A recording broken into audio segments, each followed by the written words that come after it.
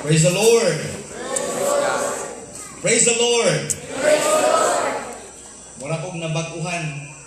Magunit og mic te. Kay sa Antique wala may mic.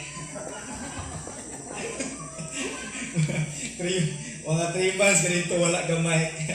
Maka-mic man padalag sara. Dili inani ba? Ya kanang mukanta mi sa panahon na aawit kami ni Sister Mary Joy. Ang aking tono pa dumagete sa kanya pasipo. Bahala ka. Worship pa rin Basta para sa iyo Lord Praise the Lord. Nakakatuwa pala ang pioneering ministry. Kakatuwa mga kapatid. Kung ano-ano na lang na-experience mo pag pioneering. Kaya nagpapasalamat ako sa Diyos sa mga bagay na yan.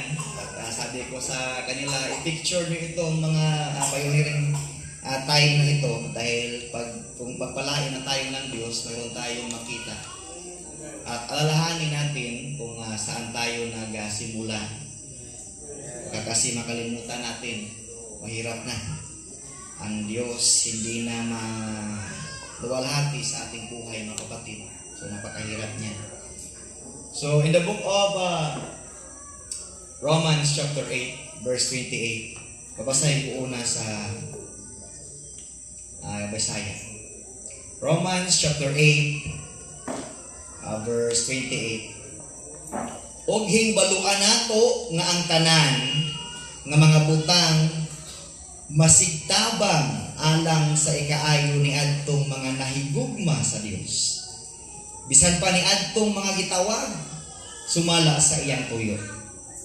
And we know that all things work together for good to them that love God, to them who are the called according to His purpose. Pwede taga mahangin pastor o ni magkampo.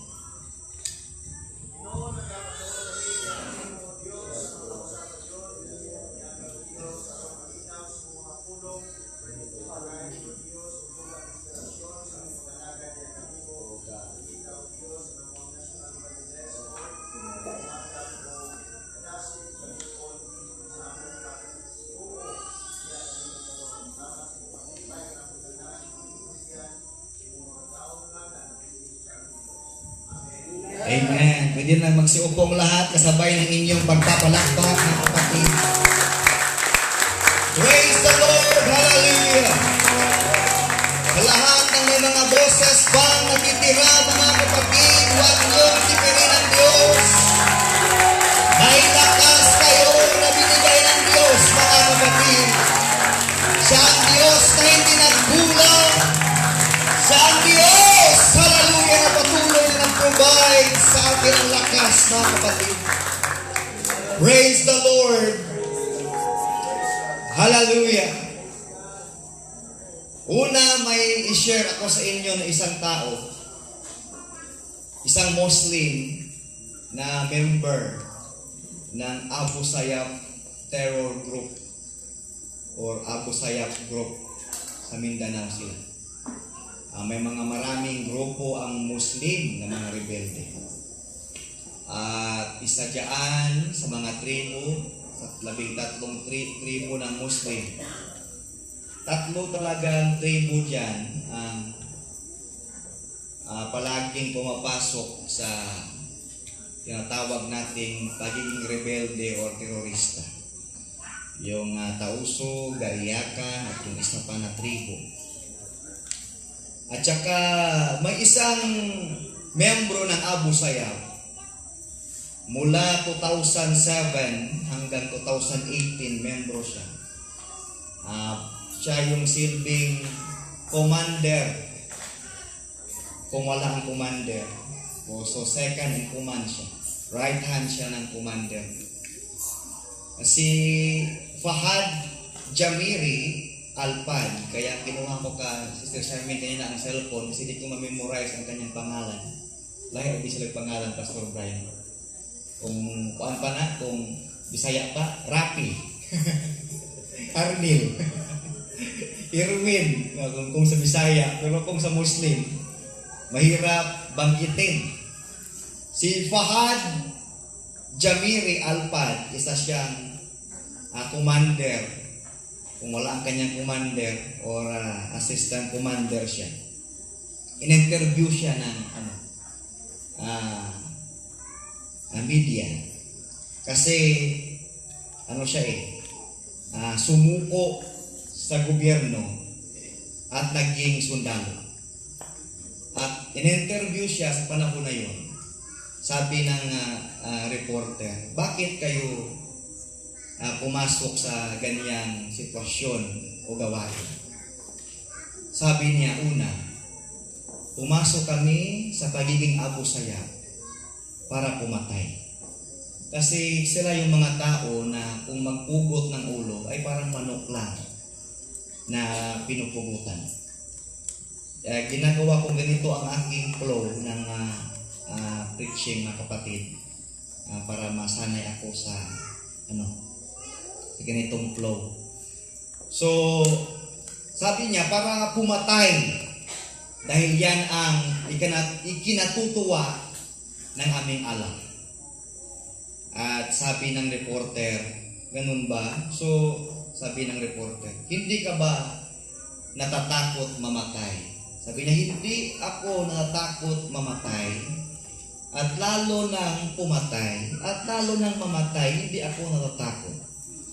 Kasi nga, dalawa nga ang rason para pumatay at mamatay. Kaya kami pumasok sa grupo na ito. Pero mayroon siyang binanggit, Brother Erwin, sabi niya. Pero, nag-iingat rin kami na di kami mamatay kaagad. Nagulat ang reporter. Sabi niya, sabi mo hindi ka natatakot mamatay. Pero bakit nag-iingat ka na hindi ka kaagad mamatay? Sabi niya, sa grupo kasi namin, kakaunti lang talaga ang pumapasok.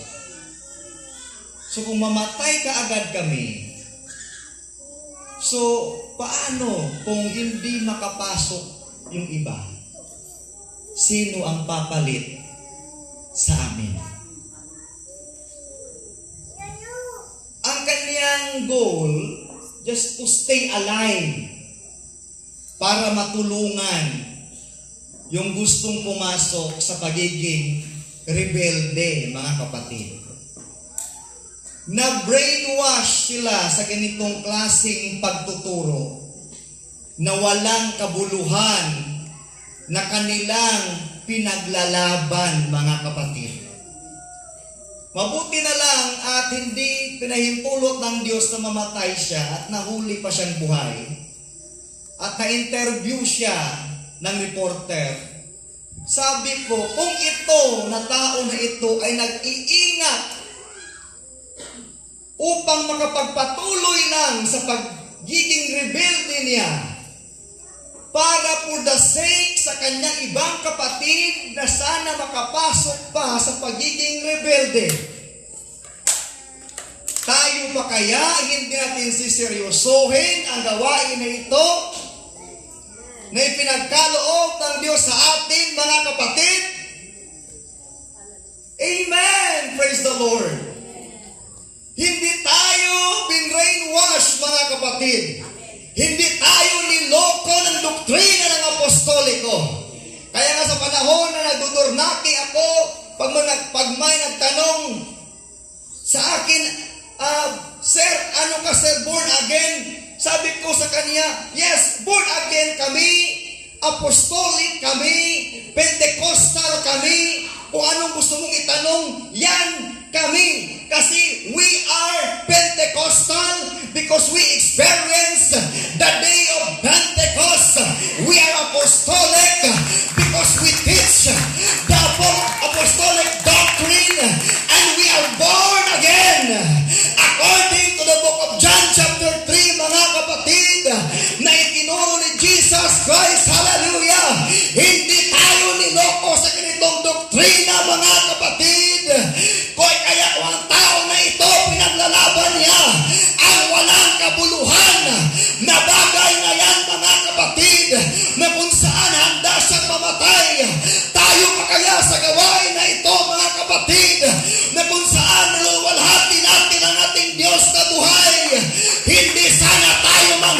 ganitong gawain. Hindi sana tayo malumbay sa ganitong gawain. Hindi sana tayo mga kapatid. Hallelujah! Praise the Lord! Mag-isip ng negatibo sa ganitong gawain. Praise the Lord! Sabi ni Pastor Brian, ang purpose is for the future. Tama. Sakto. Wala mong kabalo sa una kung sa purpose na mo ni Sister Jane Blair. Hindi ko alam yun. Way back 2016. 2016 ako dumating. 15. Ang 15 na Sister Jane, 15 o 16. Nagpapasahan pa kami ng mic. Parang hindi ko ako nun eh. Ako, Sister Jane Blair, Brother Nico, Brother M.M. Isang mic lang at saka -1. Hindi ko alam na gagamitin pala kami ng Diyos sa ganitong gawain. Hindi ko lubos maisip na ito pala yung plano ng Diyos, mga kapatid. Kasi nga ang purpose ng Diyos is for the future.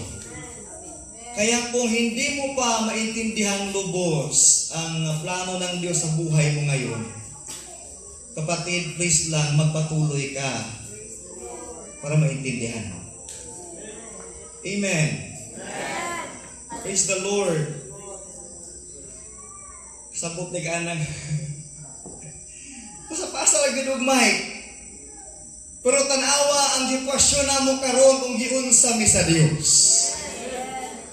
Praise the Lord, hallelujah. Sabi ko kasi Sister Sermon, grabe ang Diyos, no? Mula focus, victorious, integrity. Sa panahon na si Sister Jane Blair yung magsong leader, ako yung mag-preach. Panahon ni Sister Jane Blair yung magsong leader, ako yung mag-preach, mga kapatid. Ito lang ang nagbago yung sitwasyon, mga kapatid, kasi may purpose din ang Diyos para maka-upload sila ni Sister Joy. But my point is, mga kapatid, is this, na hindi ka tinawag ng Diyos sa walang dahilan. Hindi ka tinawag ng Diyos para lang sa walang kabuluhan.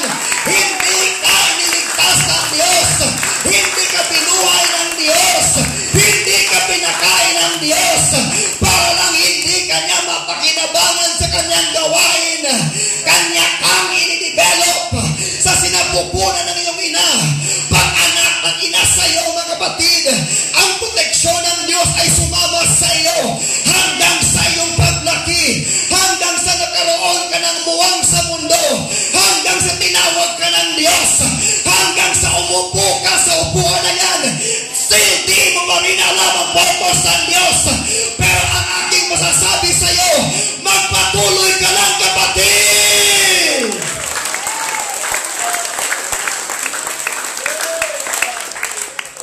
Muna nga nag-uol Sister Joanne sa Noisy Band kay sakto. So una pag-inis nila, bata pag yun. Maski ako hindi ko alam na maging Noisy Band sila. Sister Jote, lalo na si Joshua, Joash, Idron. Sa panahon nagwawalis ako noon, Joshua, inaapakan pa yung mga dumi na winalis ko. So babalik na naman yung dumi. Sa malinis na parte ng tiles doon sa tapon, walis na naman ako. So, parang nakakainis, kakakulitan ng mga bata na yan. Pero, ang Diyos pala ay may plano sa kanila. Praise the Lord! Hallelujah! Okay. Ang tanan magpalakpak sa Diyos, mga kapatid. Praise the Lord! Ang Diyos ay hindi gumagawa ng bagay na walang dahilan. Dahil siya ay omniscient, omnipotent, at omnipresent na Diyos. From the day of creation, nagpakita ng Diyos kung gaano siya kamakapangyarihan. Kahit palamok na ginawa niya ay may malaking pakinabang sa ecosystem. Nasabi ko yan sa post ko na kahit lamok. Piti ang lamok. Na kahit lamok yan, kapatid, may pakinabang yan. Lahat ng mga bagay makikita mo sa iyong naked eye o hindi, may pakinabang po yan, kapatid. Praise the Lord.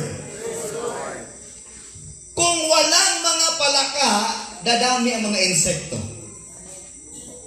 Kung wala namang mga insekto, mamamatay ang mga maliliit na mga hayop. Kung wala namang mga maliliit na mga isda, mamamatay naman ang mga sobrang dambuhalang isda. Yung balyena, kinakain yan, yung mga maliliit. Maliban na lang sa sperm whale na kinakain nila ay mga higanting pusit. Lahat ng mga bagay na andito sa mundo, kaya nga may sinasabi kanta ang iyong likhay, luluwalhatiin. Buo niya? Ito ko singer. Luluwal. Di ba? Praise the Lord. Ang bawat creation ng Diyos ay nagpapakita kung gaano siya kamakapangyarihan. Kahit pagaano, ito yung palagi kong inuulit kahit pagaano katalino ang scientist, Pastor Reynald, hindi nila kayang gumawa ng sarili nilang damo. Kahit pagaano katalino ang scientist, gaano man ka-advance ang technology na kanyang ginagamit, mga kapatid, hindi siya makakalikha ng sarili niyang damo, sarili niyang isda, sarili niyang ibon, sarili niya na hayop, dahil ang creation ay belong lamang sa ating Diyos, mga kapatid. When it comes in creation, isa lang ang author niyan, mga kapatid. Walang iba kundi ang ating Diyos. Praise the Lord. Kaya sa book of Genesis, mga kapatid, hallelujah, hayaan niyo ako na dito ako magsimula. In the book of Genesis, hallelujah, ang Diyos ay ginawa niya ang langit at lupa. Ginawa niya ang mga isda na nasa ilalim ng tubig. At kahit pag gumawa rin siya ng isda na kayang lumangoy at kayang lumipad sa ibabaw ng tubig. At pagkatapos ay lumangoy na naman sa ilalim ng tubig. At ang Diyos ay gumawa rin ng isda, mga kapatid, hallelujah, na kaya mamuhay ng ilang taon na wala sa tubig at kaya rin mamuhay sa tubig sa panahon na mayroong tubig, mga kapatid. At kahit pa ibon ay ginawa ng Diyos, ibon na lumilipad sa himpapawid. At kung ating titignan, kung dyan lang tayo tututok, mga kapatid, hindi natin madi-differ ang kapangyarihan ng Diyos. Dahil kahit pa ibon, Pastor Bry, na noon sa ating isipan na lumilipad lang, pero may mga ibon na nilikha ang Diyos na kaya rin palang lumangoy sa ilalim ng tubig. Isipin nyo yan, mga kapatid, lumilipad na, pagdating sa tubig, sumisisid pa din yung ibon. Hallelujah, praise the Lord. Sa creation pala ng Diyos, mga kapatid, masasabi na natin kung gaano kamakapangyarihan ang Diyos na ating pinaglilingkuran, mga kapatid. Gumawa siya ng mga kahoy. Gumawa siya ng mga kahoy na nagbubunga. Gumawa din siya ng mga kahoy na hindi nagbubunga. Gumawa rin siya, mga kapatid, na mga nilalang, hallelujah, na sobrang dami sa ilalim ng tubig. At kahit pa sa masukal na kagubatan, at kahit pa scientists, nagsabi sila, kasi sa mundo, mayroong part na tinatawag na Amazon Rainforest. Kung mayroong Pacific Ocean sa dagat, mayroong tinatawag na Amazon Rainforest. Kung sa dagat, mga kapatid, mayroon niyang napakalalim na lalim ng part ng dagat na kung saan, mga kapatid, doon din lumubog ang Titanic, yung shipwreck na tinatawag nila. At kahit pa yung mga billionaire gusto na makita yung shipwreck ng Titanic, pero sila ay nabigo dahil nung andoon sila, sobrang tindi ng pressure ng tubig at nag-implode. Yung implode, yung pressure mula sa labas papunta sa loob. Pisa! Yun yung implode, mga kapatid. So yung mga yung mga millionaire at billionaire ay pumunta lamang doon sa ilalim ng dagat para lang mamatay kasi hindi nila alam kung ano kadelikado ang nandoon, mga kapatid. At ang mga scientists, ang mga zoologists, ang mga biologists, sila ay ng mga teknolohiya na sobrang advanced. Nagpadala sila ng mga robot na nagkikarry ng mga camera sa ilalim ng dagat. At doon nila na-discover, Pastor Brian, na kahit sa kailaliman ng dagat, sabi nila, akala namin, alam na namin lahat ng mga creature. Pero sabi nila, party-party lang pala na mga creature ang nalaman namin. Kasi nung andoon na ang camera, dala ang robotic na aming ginagamit, may mga creature doon na ngayon pa lang namin nakikita. Woo! Woo! Praise the Lord! Hallelujah! Hallelujah! Kaya nasabi nila, party pa lang ang aming alam. Parang may rason kasi dagat. Pero pagdating sa lupa, ang Amazon rainforest, sabi ng ibang scientist, sabi nila, kung mag-focus kami sa Amazon rainforest, makakakita kami ng mga creation doon na once every month or twice every month or thrice every year. Kasi may mga creation pa doon, may mga creature pa doon na hindi pa namin na-discover. Ang sabi nila, hindi problema ang pag-discover. Ang problema, yung lugar doon, hindi kami wini-welcome kasi sobrang delikado. Kakaunti lang amin kaalaman na dala upang andon kami, hindi kami mamatay.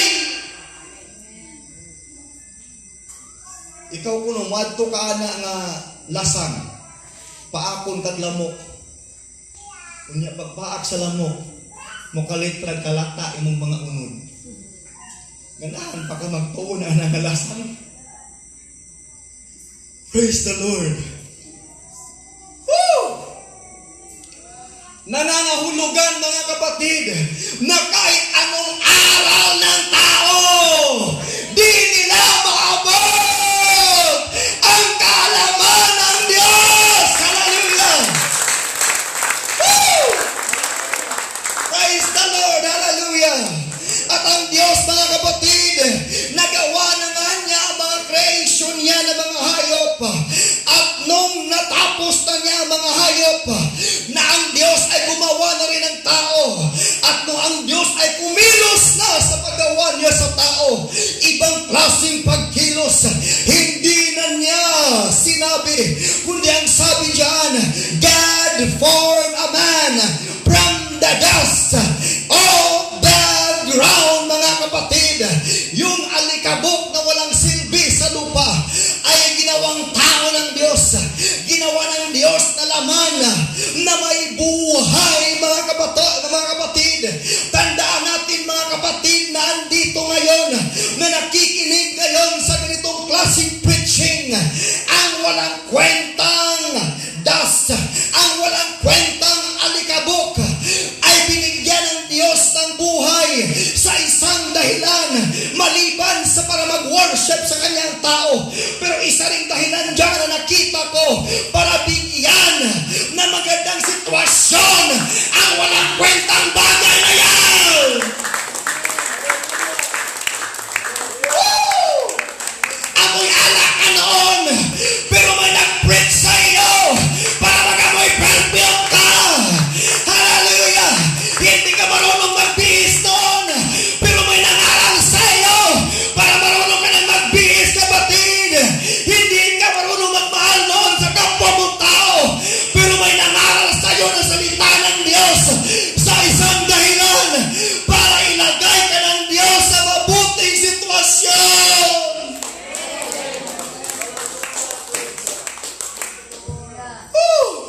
Lord. Hallelujah.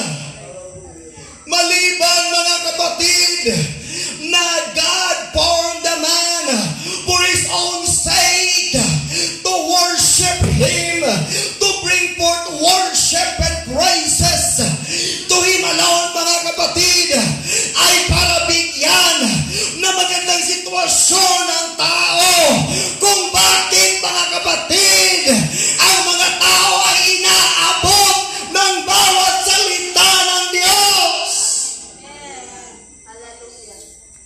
Praise the Lord. Kaso ang tao lang talaga ang sumisira sa purpose ng Diyos. Nasa apostolic doctrine ka na, nasa paglilingkod ka na, iwan mo ang Diyos para bumalik lang sa walang kabuluhan.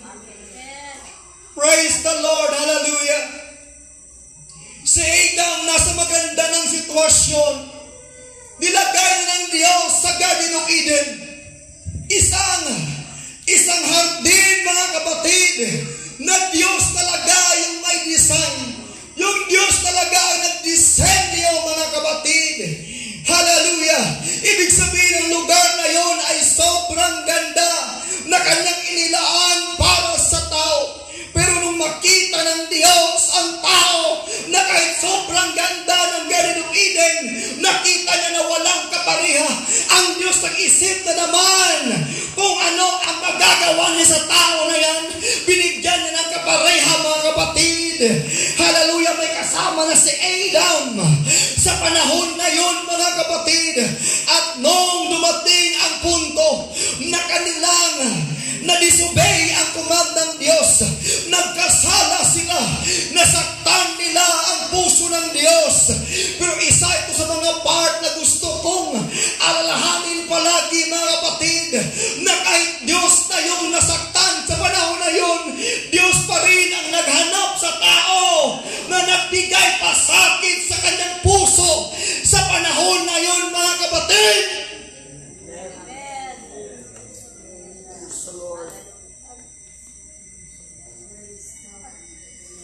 Ayaw nga ni Adam humarap sa Diyos. Pero ang Diyos, malayo pa lang siya, tinawag na niya, tao!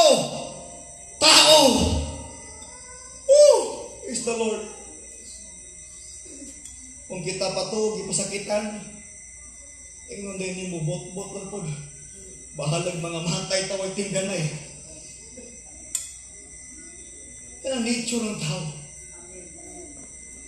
Pero ang nature ng Diyos, hinanap niya sa Adam, tao. Yung mismong nagbigay pasakit sa kanyang puso, yung mismong nagpasugat sa kanyang puso, ay kanya pang hinanap sa panahon na yon. At nung nakausap na niyang tao, mga kapatid, hallelujah, pinalabas nito sa hardin ng Eden. At kahit pinalabas na ng Diyos sa hardin ng Eden si Adam at si Eve, hindi pa rin nawala ang pagmamahal ng Diyos sa pamamagitan ng pagbigay ng Diyos sa kanila ng damit na gawa sa balat ng hayop. Wala na sa Garden of Eden. Pero may balat pa na hayop na pinabihis ng Diyos sa kanila. Praise the Lord. At kung si Adam at si Eve ay dumami ang mga tao, nasaktan na naman ang puso ng Diyos. Hallelujah. At ang Diyos, kahit nasaktan na kanyang puso dahil sa mga kasalanan ng mga tao, pero still ang Diyos, hindi pa rin niya kaagad mabitawan ang kanyang hatol. Dahil kay Noah, na tapat sa kanyang harapan, inutusan niya, mga kapatid, na gumawa ng daong, hindi lang yun para kay Noah, kundi para sa mga tao rin na makasalanan. Baka sila ay mag-repent at pumasok sa daong at hindi mamatay kasali ng mga tao makasalanan sa panahon na sila ay magbago, mga kapatid. More than 100 years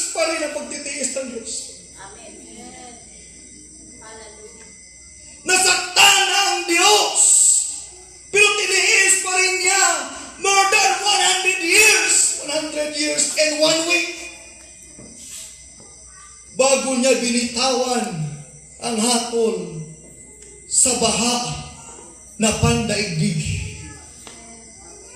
Sa buong daigdig. At nung sinawa ay lumabas na mula sa daon, dumami na naman ang kanyang mga lahing mga kapatid. Oh, hallelujah! Muli na naman na disappoint ang Diyos bilang mga tao ay nagtayo ng Tower of Babel. Ginulo ng Diyos ang kanilang unity. Nasira ito at lumaganap na naman sa buong sanlibutan, mga kapatid. Pumasok ang lahi ni Abraham, mga kapatid. Hallelujah, dumating sa wilderness. Grabe na naman kalungkutan, pasakit ang naramdaman ng Diyos. Pero but still, ang Diyos andyan pa rin para sa tao, mga kapatid. Lumipas ang panahon na yan. Hallelujah. Dumating sa Book of Judges, yung sinasabing Book of Failure, mga kapatid. Kasi mga tao dyan, repent, gawa na naman ng kasalanan. Repent, gawa na naman ng kasalanan.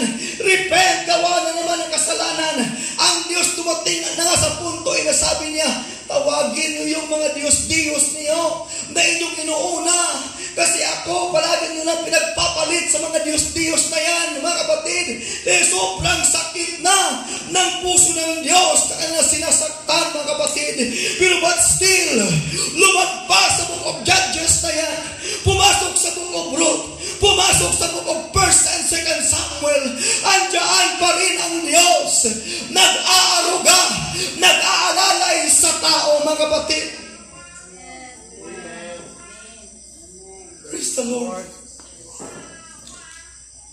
Lumagpas sa 1st Samuel, 2nd Samuel, pagdating sa Book of Kings. Akala ko matatapos na sa Book of Judges. Pero pagdating sa Book of Kings, lalo na nung lahati na ang United Kingdom of Israel, naging divided kingdom na from north to southern kingdom, mga kapatid. Nagkasala ang Northern Kingdom, nagkasala rin ang Southern Kingdom, pero mas maraming kasalanan ang ginagawa ng Northern Kingdom, pero andoon pa rin ang Diyos. Lumipas ang Book of Kings, lumipas ang mga prophets, dumating na sa punto, mga kapatid, na ang Diyos na ang bababa, mga kapatid, magbalot ng laman, hallelujah, upang magpapako sa cross. Pero bago siya pinako sa cross, naramdaman na naman niya ulit na dininay siya ni Peter 3 times. Amen. Woo! Hallelujah. Pero still, Amen. pag-resurrect niya, hinanap niya ang nag-deny sa kanya. Woo! Hallelujah! Sana enough na yun! Kaya sa mga nanghihina, kaya sa mga backslider in heart, kaya sa mga tao na gusto nang humiwalay sa paglilingkod sa Diyos, di nyo ba yan nakikita? Di nyo ba yan nahahalata? Kaya sa panahon, mag-absent kayo sa pagsamba sa Diyos. Mag-absent kayo ng ilang linggo. Pinapadala ng Diyos ang kaniyang alagad. Pinapadala niya ang mga bagay na magsasabi sa iyo, pabalikin ka sa pagsamba sa Diyos sa isang dahilan, dahil inaanap ka ng Diyos.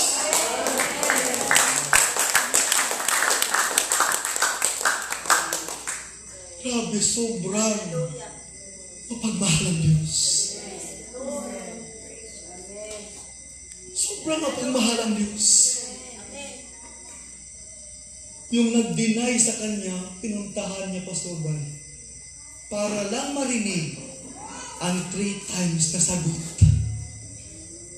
Kung mahal ba ni Peter si Jesus? Praise the Lord. Pasensya na, mga kapatid, kung masasabi niyo parang layo sa purpose. But bear with me mga kapatid. Hallelujah. Sobrang mapagmahal ng Diyos na ito. Hindi nyo ba paglilingkuran? Iiwan ba natin siya sa paglilingkod natin sa Kanya? Sobrang mapagmahal ang Diyos na ito.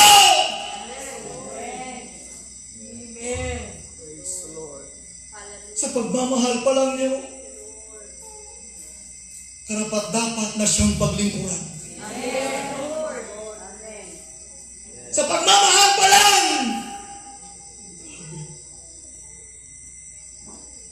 Sa panahon ni Moises, nag-order ang Pharaoh na patayin lahat ng mga bata na lalaki. Kasi para sa kanya, kung hindi patayin ang mga batang lalaki, magiging sundalo ito.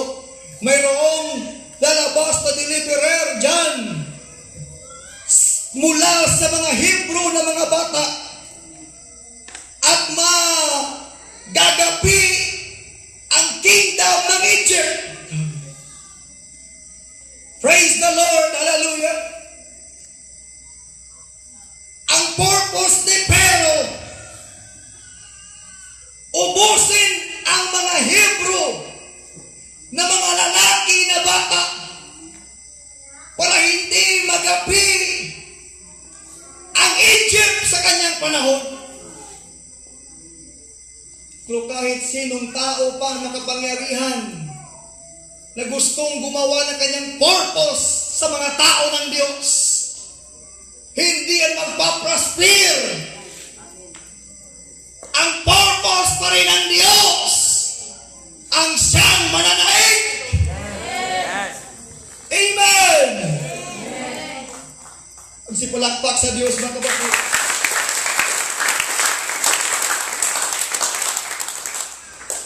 Palakpak para sa Diyos. Hallelujah. Woo! Hallelujah. Nag-order na si Pharaoh na patayin ang lahat ng mga batang lalaki.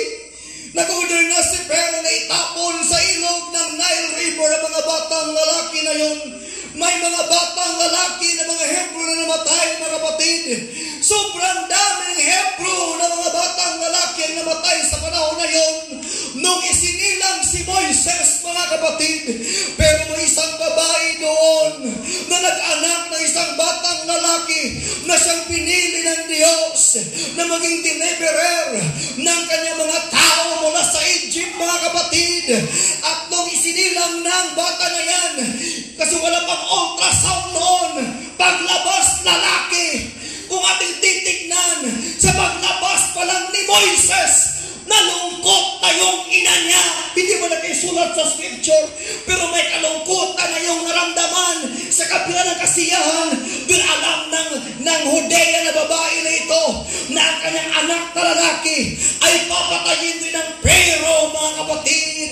At lumipas ang isang buwan, lumipas ang 2 buwan, lumaki na ang bata. Pagkadating ng 3 buwan ng bata, nagsimula ng mag-hyper ang bata, nagsimula ng maingay ang bata. Ang sabi diyan, hindi na kayang itago ng ina ang bata na ito, mga kapatid, na kanyang sinilang. Sumuko na ang ina, wala na siyang magagawa para sa kanya, mga kapatid. Ano pa magagawa niya? Kahit anong gawin niya, ang bata na 3 months, maingay na talaga yan eh. Lalo na pag Hebrew, sobrang healthy. Maingay na ang bata na 3 months. Para sa ina, wala na akong magagawa. Hallelujah, praise the Lord. Para sa ina, wala na siyang magagawa. Pero hindi niya nakita, mga kapatid, kahit sa panahon na wala na siyang magagawa, mayroong Diyos na nakatingin sa kanya. Hinihintay lang ang pagkakataon na magsabi siya na wala na siyang magagawa. Kaya ang Diyos, mga kapatid, kuminsan may ugali siya na hindi sa kikilos sa ating buhay hanggat hindi natin sinusuko sa kanya lahat. Woo! May ikaw lang ang mag-take action palagi. Paano ang Diyos action? Yung 12 years na bleeding woman, Judea yun. Judea. Pero bakit nagtiis siya ng 12 years? Kasi marami pa siyang ginagawa. Marami pa siyang pera na ginagamit niya para sa kanyang sakit. Praise the Lord. Oh, praise the Lord. Sabi, inilagay niya si Moises sa isang basket, binalot ng espalto para maging waterproof, mga kapatid. Nilagay niya sa Nile River. Isa sa nakikita ko dito, no? Bakit nilagay ng ina ni Moises, si Moises sa Nile River? Kasi walang ilog na dumadaan sa isang syudad na walang exit. Kung may entrance ang ilog, o kaharian, mga kapatid, praise the Lord, mayroon niyang exit. Hindi po pwede na walang exit ang ilog. Nagkaroon, manaw. Ano sigaw na niya? Lolo kay... Wala na makadulong sa inyo. Nilagay ng ina ni Moises, si Moises sa ilog. Kasi para sa kanya, baka maligtas si Moises kung doon niya ilagay sa basket na ipapa-agos niya sa ilog. Kasi kahit napakalaki ng kingdom ng Egypt, lalabas pa rin ang Nile River sa kingdom ng Egypt. Kasi kung gusto ng ina ni Moises na mamatay si Moises, hindi sana hindi niya inutusan si Miriam na tignan si Moises. Pero ang ina ni Moises may paniniwala sa aking pagkakaintindi na sana man lang maka-exit si Moises sa pamamagitan ng Nile River. Ang purpose ng ina kay Moises, palabasin si Moises sa Egypt. Pero ang purpose ng Diyos kay Moises, titira si Moises sa palasyo ng hari na gusto magpapatay kay Moises.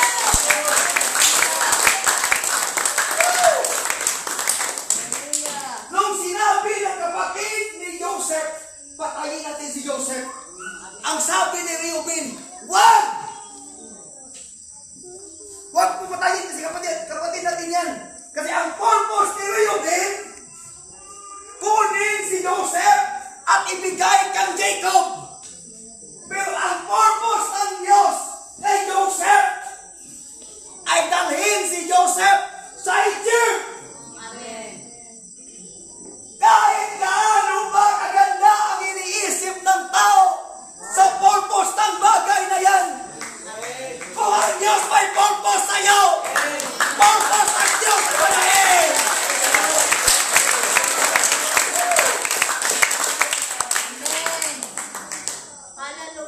Inilagay ni Jochebed. Jochebed yun eh.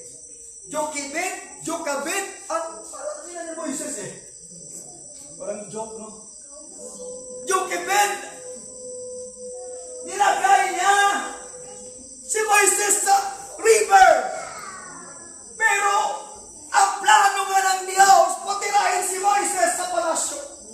At nung tumira na si Moises doon sa palasyo ng Egypt, nabuhay mayaman siya. Nabuhay part of the royal blood siya. Nabuhay prinsipe siya. At walang prinsipe na mag-aaral sa paaralan na mumurahin. Kung prinsipe ka, mag-aaral ka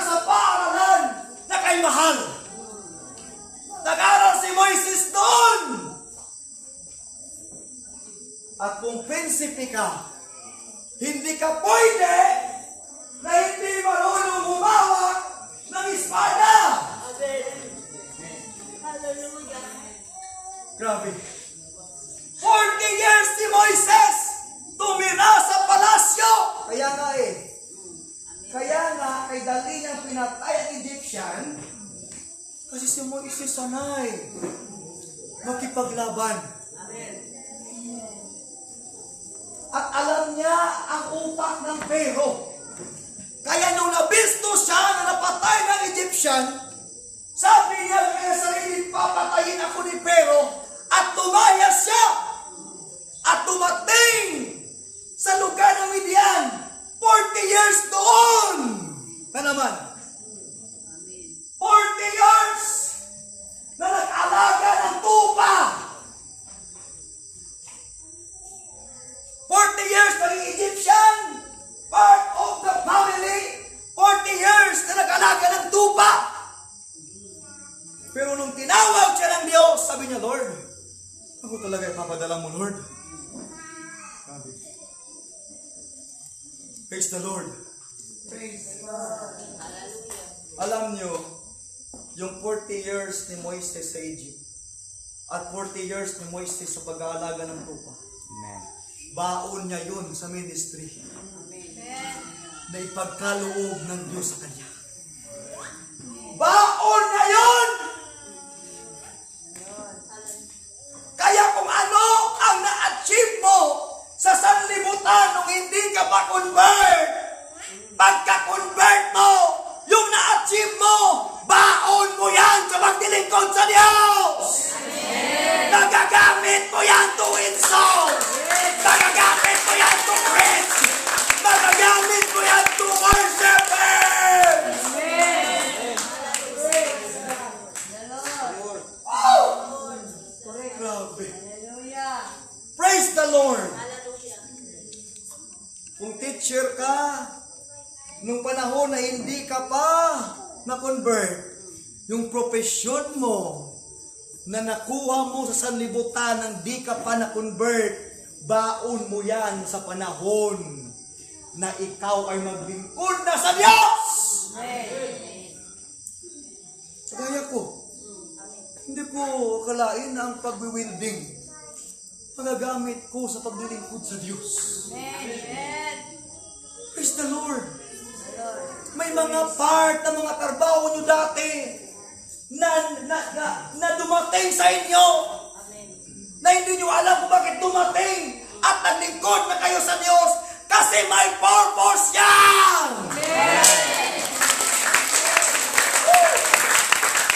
Huwag ka lang magpag-apo sa bagay na yan! At grabe ang Diyos kay dakila kung magpadala ng milagro. Grabe. Ito yung sabi ko, Pastor Bray, nagpadala nga siya ng kuto, nagpadala ng langaw, nagpadala ng bukol na may nana, na pumukutok, pinadala ang yelo na may halong apoy. Yung tumbler mo na din, kung Egyptian ka noon, yung tumbler mo na may tubig, magiging dugo. Kung maghukay ka sa lupa, kumuha ng tubig, dugo yung makukuha mo. Grabe yung pinapadala ng Diyos doon. Yung kuto, sobrang dami, mga kapatid. Ang sabi ng Diyos, sa ito, lahat ng alikabok ay magiging kuto. Amen. Ang ating katawan may alikabok na to. Amen. Kahit pag anong ligo mo, Sister Perlin, may alikabok ka pa rin. Amen. Amen. Hindi lang sa dahil sa alikabok ako, hindi dumidikit talaga ang alikabok. At kung ginawa na ng Diyos na kuto ang lahat ng alikabok, lahat ay naging may kuto na. Kung ano-ano na lang ang pinapadala ng Diyos. Pagbukas sa kaldero, may palaka. Hallelujah. Pagtungo sa bintana, may mga grasshopper.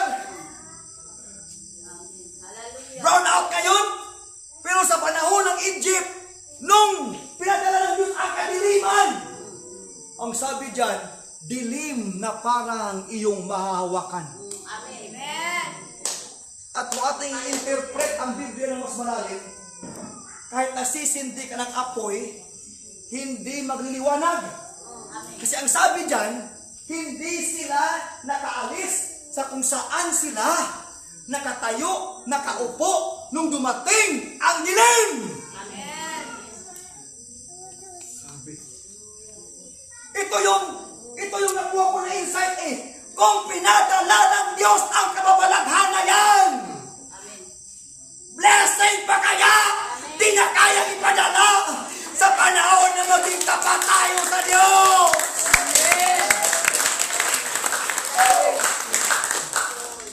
Dito na ako papasok sa punto. Ang aking main point. Sa pagmamahal, karapat dapat ang Diyos na paglingkuran. Hallelujah. Sa kapangyarihan, karapat dapat ang Diyos Amen. na paglingkuran. Amen. Hallelujah. Kasi may mga tao na naglilingkod sa kapwa niya tao dahil may kapangyarihan sa pera. Amen. Yung iba naman naglilingkod sa ibang tao, kahit pobre, ang tao na yan kasi mapagmahal. Amen. Pero ang Diyos, nasa Kanya lahat. Ang dalawang bagay lang ito ang ating pinut-up. Sa kapangyarihan at pagmamahal, tapat ang Diyos. Paglingkuran. Ang tanong, ano ang purpose nyo? Ano ang purpose natin sa paglilingkod sa Diyos? Amen. Hallelujah. Kung ang purpose nyo sa paglilingkod sa Diyos ay para maging masaya ang Diyos.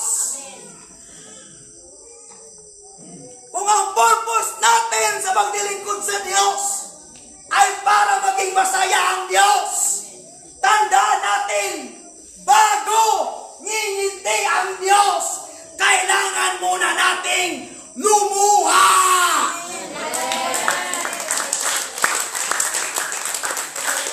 It is biblical. Love God with all of your heart, with all of your mind, with all of your strength, with all of your soul. Kung hindi mo ako ibigin na higit pa sa iyong pamilya, hindi ka karapat dapat sa akin. Amen. Sabi ng Diyos sa gusto sumama sa Kanya, iwan mo yung mga patay na maglibing sa kanilang sariling minatay. Amen. Sabi niya, ang lumilingon sa likuran habang umahawak ng araro ay walang patutunguhan. Maganda. Hallelujah, praise the Lord. Amen. Praise. Kung gusto nating maging masaya ang Diyos, dapat isipin natin na una, luluha talaga tayo. Amen. Hallelujah. Praise the Lord, ito yung nakuha ko eh. Praise ang tiki ng ministry. Praise the Lord. Praise. Hallelujah. Praise the Lord. Hallelujah, praise God. Dapat ko talagang unahin ang Diyos. Hallelujah. Pastor, di ko na kaya. Kaya may nagkumukutya sa akin. Pastor, inaaway ako palagi. Sige lang sis, sige lang Brad. Dahil ang Diyos nakatingin sa'yo, malapit na siyang umiti.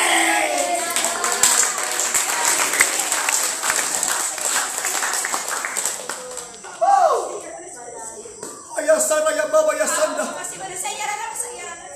Pastor, wala na akong pera. Pupunta pa ba ako ng simbahan para magsamba? Hallelujah. Sige lang, Brad. Sige lang, sis. Ang Diyos nakatingin sa'yo. Malapit na siyang umiti. Praise the Lord. Ito, kasi may mga young people dito. May mga young people, may mga baguhan. May mga young people, may mga baguhan. Gusto ko itong i-share. Isa ito sa di ko maintindihan eh. Naiintindihan ko minsan, pero dumarating sa punto na hindi ko na naman maintindihan. Ito, Brother Aldrin, ang tao kung may sakit, pumupunta sa doktor. Kung may sakit siya na cancer sa atay, cancer sa tiyan, pupunta siya sa doktor. Pagpa-check up pa lang sa kanya, magbabayad na siya. Ngayon, may laboratory, may ano pa yung mga examination dyan para malaman na yung sakit, magbabayad ka na naman. At kung malala ang sakit mo sa tiyan o sa bituka, hahantong ka sa operasyon. Operation.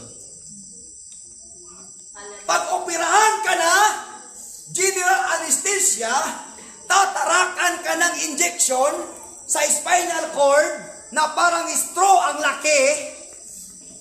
Pagtarak pa lang ng karayom sa buto ng spinal cord, sobrang sakit na. Si Sister Charmaine na operahan sa cesarean. Si Sister Honey na cesarean din. Ang asawa ni Pastor Roy na cesarean din. Sino pa dito ang nagkaroon ng operasyon? Masakit na tarakan. Kahit pa anesthesia yan, pagtarak niyan masakit pa rin. Kasi alam nga naman ano yan, liniment, haplas, kaya di mo sakit. Pagtarak pa lang ng karayom, masakit na. Pagtarak na karayom, nag-epekto ng anesthesia, hihiwain at tiyan mo, kukunin ang organ mo na sira para mabuhay ka.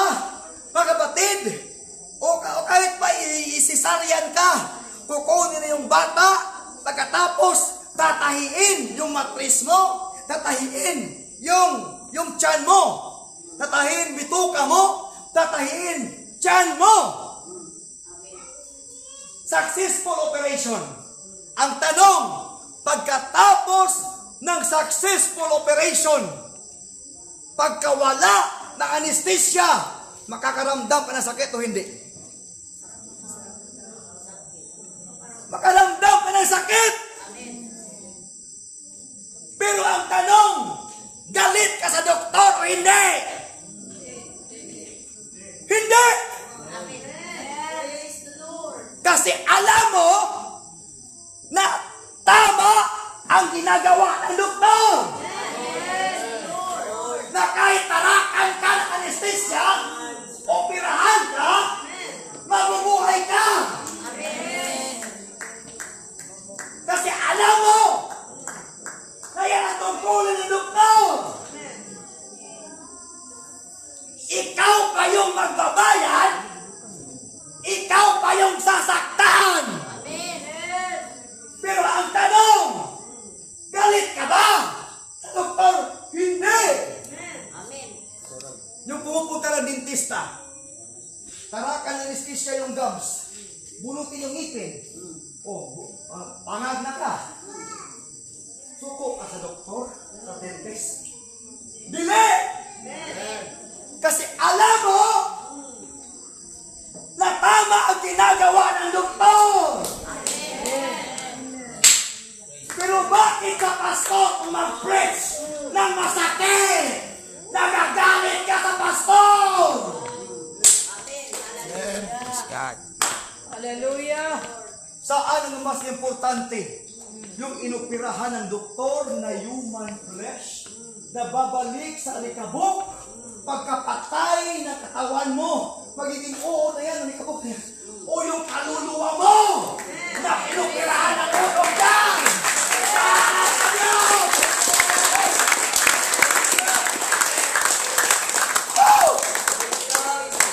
Minsan hindi ko maintindihan Praise God. Grabe na nga ang study namin. Grabe na nga ang fasting namin. Grabe na nga ang prayer namin. Mailigtas na ang kaluluwa na yan. Pag-preach, pagalitan pa ang tao ng Diyos.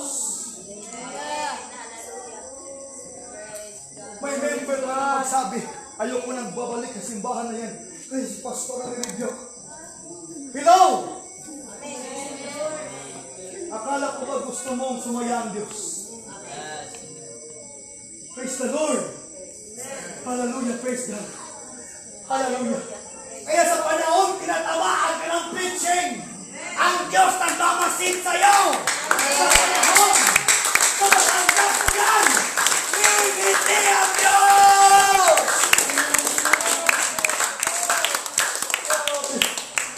Kayo po yung musulti na yun. Di na ako mabalik na simbahan na. Kaya grabe kahimantayon. Grabe si Pastor Sigaranga. Pasakit sa akong kasing-kasing. Di na ako mabalik ako. Ayaw ko na sa simbahan na yan. Ayaw ko na sa iglesia na yan. Iiwan ko na yan. Kasi puro rebuking. Tandaan natin kapatid. Kung masama ang ugali mo at nire-review ka, wala kang dapat ikagalit. Kasi langit ang gusto mo! Ito yung sabi ko sa mga taga-antiki, sabi ko sa kanila. Ngayon, parang okay pa sa inyo ang preaching ko. Kasi 3 months pa lang tayo. Pero, pagbalik ko Bulacan, kasi natapos na ako sa giving at kaya sa lecture sa inyo, baka hindi na ninyo magustuhan ang preaching ko. Kasi may mga tao na sumama kay Jesus Christ. Pero nung nag-preach na si Jesus Christ, nang di nila maintindihan, iniwan na nila si Jesus! Praise the Lord.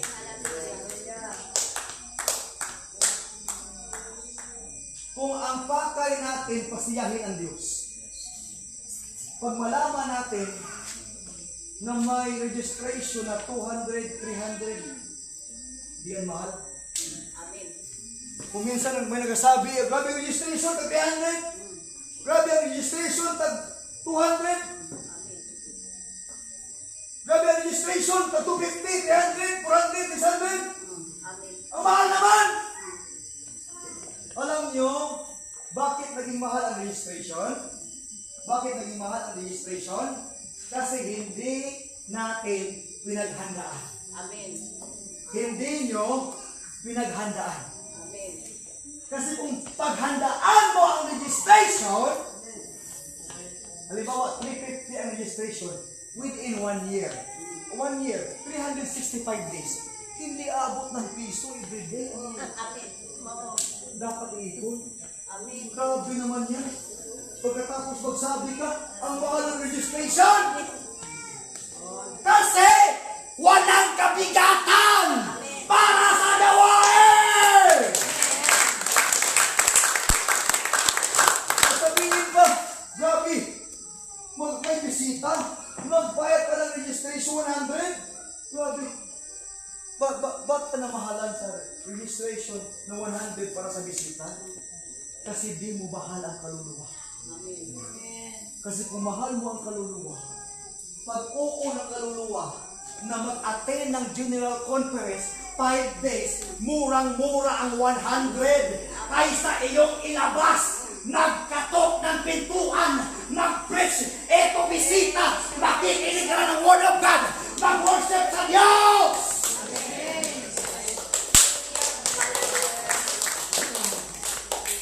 Praise the Lord. Amen! Amen. Hallelujah. Praise the Lord. Praise the Lord Jesus. Hallelujah. Thank you, Lord. Pagtawag ng Diyos kay Abraham. Sabi ng Diyos kay Abraham, Abraham, I will make your name great.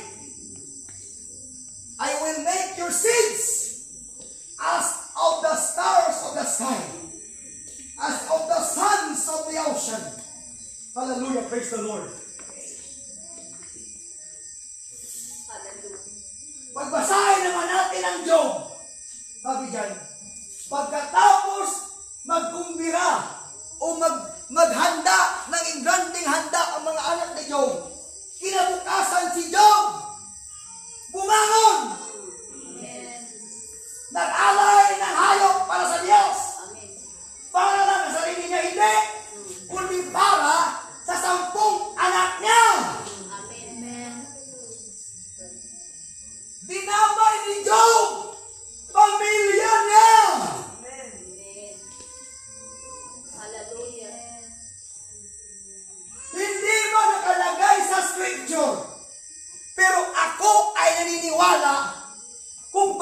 Abraham pursigido talaga na makarating sa Kanaan at magawa ang utos ng Diyos. Hindi mo nakalagay sa scripture word for word, pero aking naiintindihan, mga kapatid, isa sa nagpapa-encourage sa Abraham na sundin ang utos ng Diyos kasi sinali ng Diyos ang pamilya niya sa pagpapala.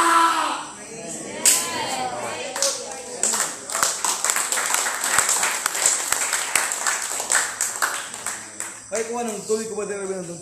Please na. Si Rahab! Kita yung nag-edpasyon kay Rahab. Si Biyone. Si Rahab! Thank you, Brother.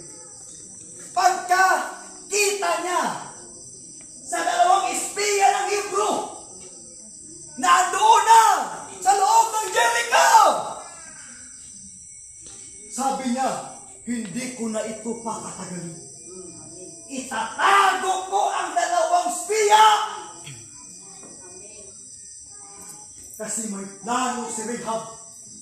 Ano ang plano ni Rahab, Brother Aldrin? Para maligtas siya, maligtas ang ama, maligtas ang ina, maligtas ang mga kapatid. Sinali ni Rahab ang pamilya. Grabe, praise the Lord. Isa sa mga punto ko, kung maglingkod kayo sa Diyos na para lang maligtas, okay naman yan. Kasi kaligtasan ang gusto natin. Kung maglingkod ka sa Diyos para lang maligtas, walang problema, okay yan. Okay yan. Pero mas mabuti, kung maglingkod ka sa Diyos, hindi lang para maligtas, kundi para abutin din ng grasya ng Diyos ang pamilya mo.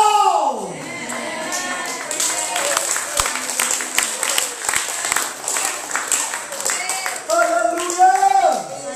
Hindi man nakalagay sa scripture, pero ako ay naniniwala na bawat tuktok ni Noah sa arka, nasa isip niya, hindi na ako ang sasakay, kundi pati ang aking pamilya!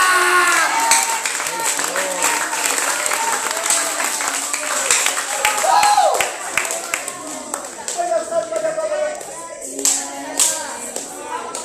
Hallelujah! Kaya may mga young people na kay daling iwan ang Diyos kasi sa panahon manghina sila. Sarili lang tinitignan! Praise God! Hallelujah! Glory! Paano ko ito nasabi? Kasi ilang beses ay nanghina. Pero sa panahon na gusto ko nang mag-give up, Lord, gusto ko na mag-give up. Ayaw ko na. Pero naaalala ko pamilya ko. May mga musician na kailangang iwan ang ministry kasi sariling kaligtasan ng inisip. Pag nanghina, wala nang panguhugutan ng lakas.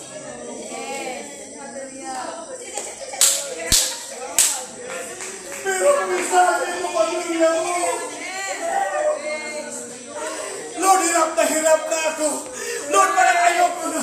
Pero para sa aking ina, para sa aking anak, para sa aking kapatid, para sa aking asawa.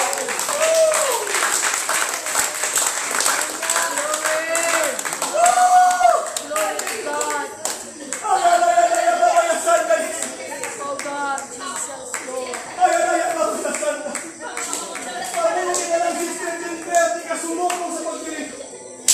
Naabot ang grasya ng Diyos sa panalangin. Woo! Hallelujah! Sino dito ako ng lingkod sa Diyos? Na kanilang pamilya ay nandito na convert sa pala ng Diyos, sa kanilang pag-continue sa paglingkod sa Diyos dahil yan sa grasya ng Diyos! Hallelujah!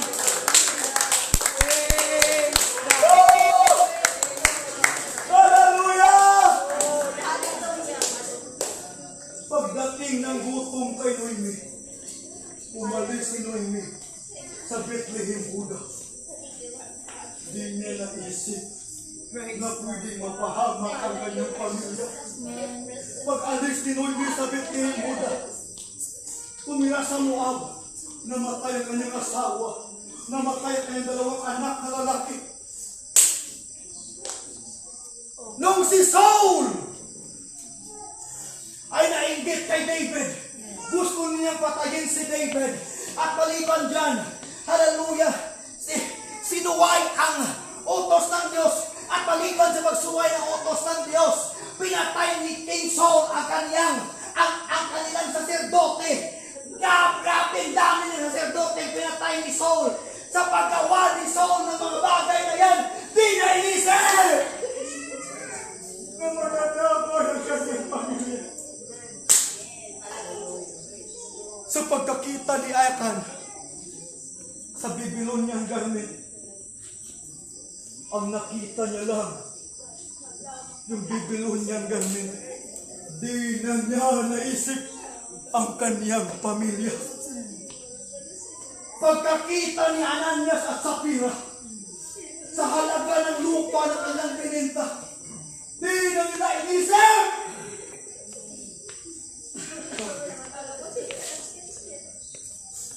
Hayas-arayasan. Kaya para sa akin, di na ako maglingkod sa Diyos para sa kaligtasan. Maglingkod ako sa Diyos para sa aking ina. Maglingkod ako sa Diyos para sa aking kapatid. Para sa aking asawa, para sa aking anak. Para sa aking pamilya. Hindi na para sa akin ito.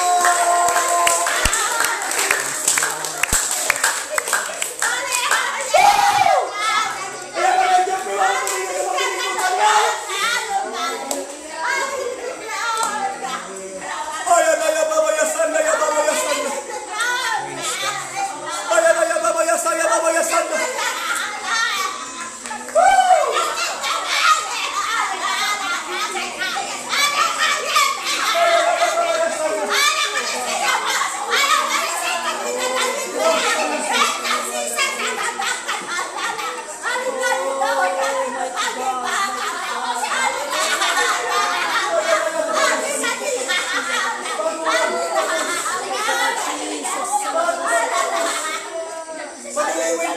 Pakibasa ng Book of Acts, chapter 1, verse 8. Lakasan mo. Book of Acts, 1, verse 8. Sige. Oh God, Jesus. Isa-isahin mo dito ka sa gitna para matinig nila. Sige. Isa-isahin mo. Jesus. Lakasan mo buhes mo. Acts 1:8. Sabi dyan, sige. English. Acts chapter 1 verse 8. But ye shall receive power after that the Holy Ghost is come upon you. But ye shall receive power after the Holy Ghost will come upon you. Ano yung matatanggap? Holy Ghost. Yung power. Hallelujah. Yung mai-receive. Panahon na mapunan ka na ng Holy Ghost. Nakakaroon ka ng kapangyarihan na mula sa Diyos. Amen. Ipagpatuloy mo para madali. And ye shall be witnesses unto me Oh. both in Jerusalem and in all Judea and in Samaria and unto the uttermost part of the earth. Sige, thank you. Pag matanggap mo na ang Holy Ghost, makakatanggap ka ng power. Yan yung purpose ng Holy Ghost. Alangan naman magkaroon ka ng power before the Holy Ghost. You will receive power after the Holy Ghost will come upon you. May isang purpose pa dyan. May isang purpose pa. Ano? And you will become witness. Amen. Praise God. Makinig para mag-worship. Yung kung witness ka, Pastor Arno, nakita mo, na-experience mo, natikman mo, natikman mo, naaprubahan mo, tested mo. Kahit gaano pa kalaki na church, makatuliko man yan, Jehovah Witnesses man yan, Baptist man yan, kung hindi nagturo ng receiving ng Holy Ghost, hindi sila maging true witness. Amen. That's right. Paano mo masasabing maging true witness ka? Kasi di mo lang madinig na may Diyos, Yes. kundi maramdaman mo pa na may Diyos. Lord.